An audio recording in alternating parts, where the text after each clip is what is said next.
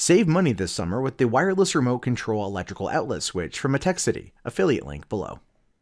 Hey, what's going on, everybody? My name is Matt Jarbo. This is the MundaneChats channel, and once again, we're talking about Mass Effect Andromeda. Well, to be more fair, to be more accurate, this is the last time we'll be talking about Mass Effect Andromeda. Now, if you look here on its Metacritic score, you see that it's got mixed or average reviews based on 60 critics, giving it a score of 71. Now, take that and throw that the fuck out, because you don't even need that anymore, all right? What you got to look at is the user score, with generally unfavorable reviews based on 3,147.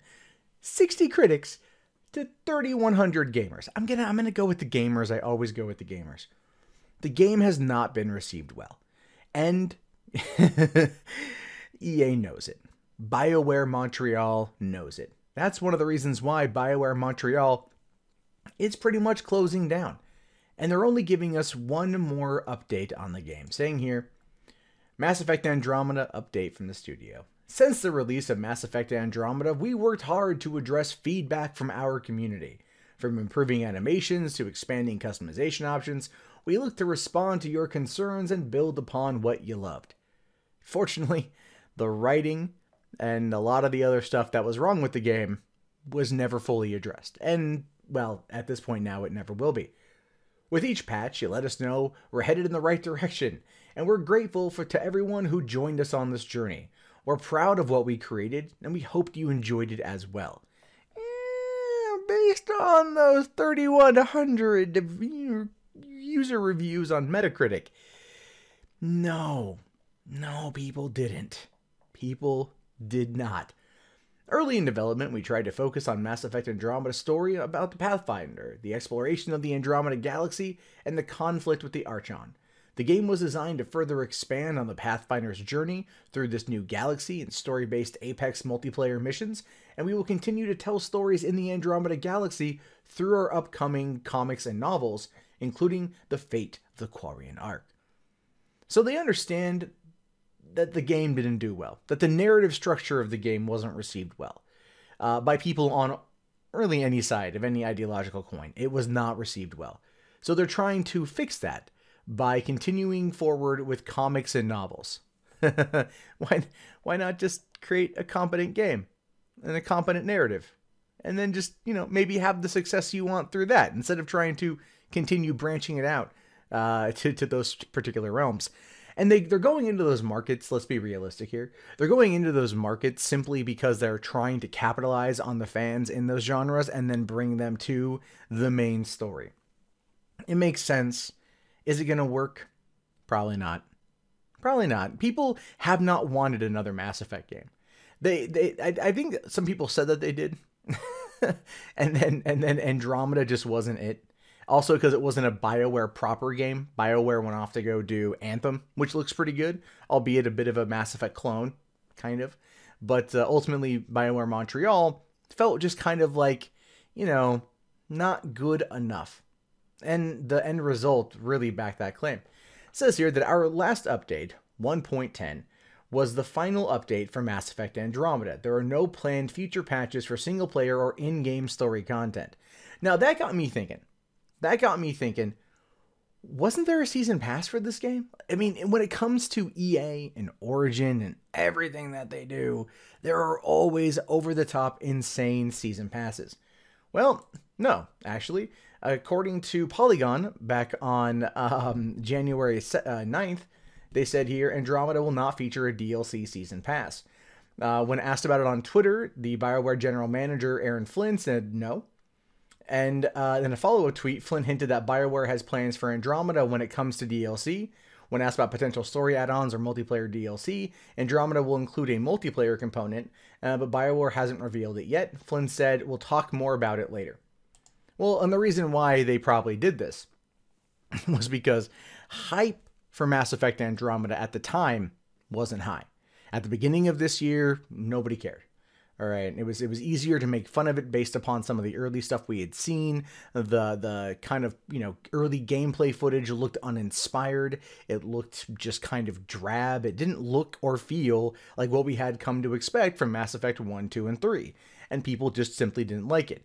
And so them knowing that the hype levels weren't high for this, they didn't want to overpromise on DLC, even though, shit, knowing EA, they probably could have, and then just got away with putting out something half-assed later on, or cutting out an entire chunk of the game, repurposing it for said DLC.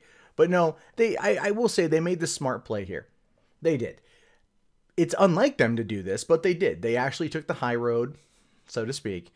They opted out of a season pass, and they were probably waiting for sales figures of the game to come back in to warrant them doing any kind of, DLC or, story expansion, so on and so forth. It's a smart play.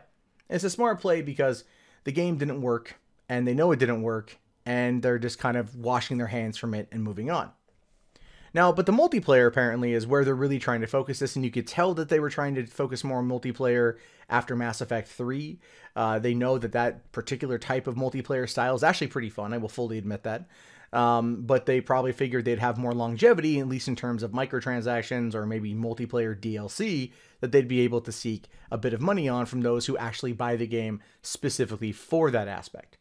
Saying here, in the coming weeks, our multiplayer team will provide details of their ongoing support and upcoming content, including new multiplayer missions, character kits, and what's in store for N7 Day. We appreciate all the millions of people who came to us, to the Andromeda Galaxy. We hope to see you again in the Mass Effect universe, the Mass Effect Andromeda team. Okay. And I almost feel like pouring out a flask for them. I do. I don't really feel a lot of this is their fault. I think they were handed a turd on, and they were told to polish it.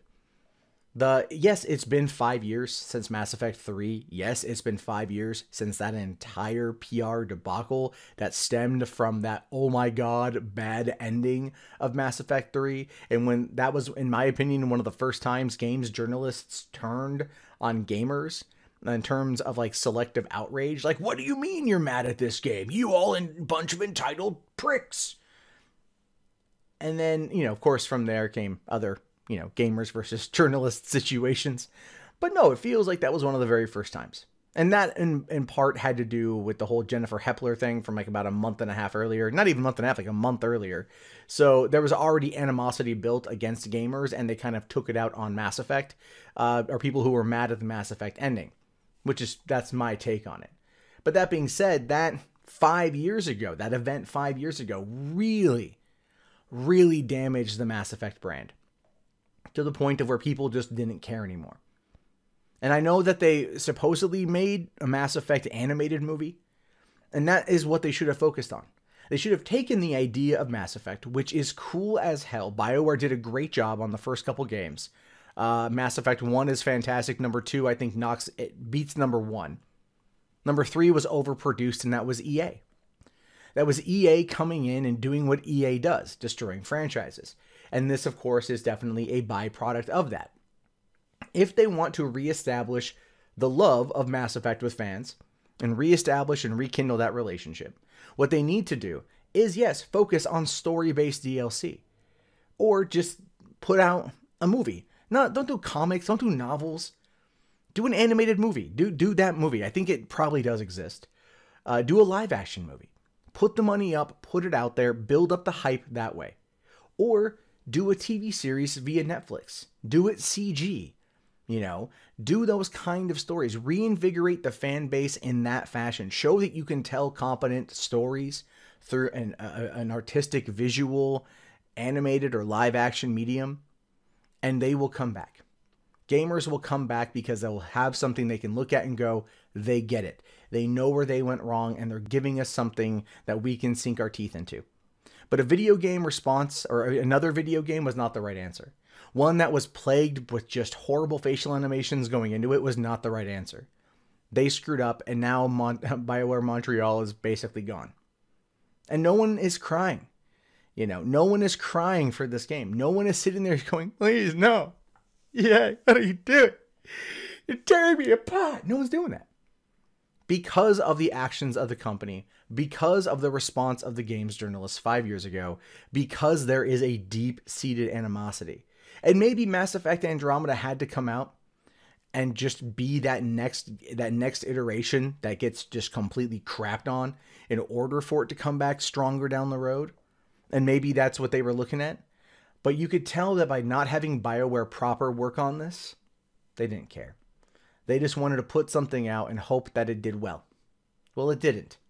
And we know that now. So, sayonara Mass Effect.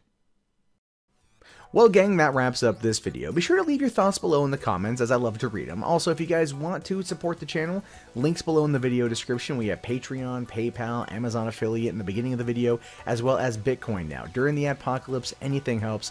I greatly appreciate it. I'll talk to you guys later. Have yourself a great day. Peace out.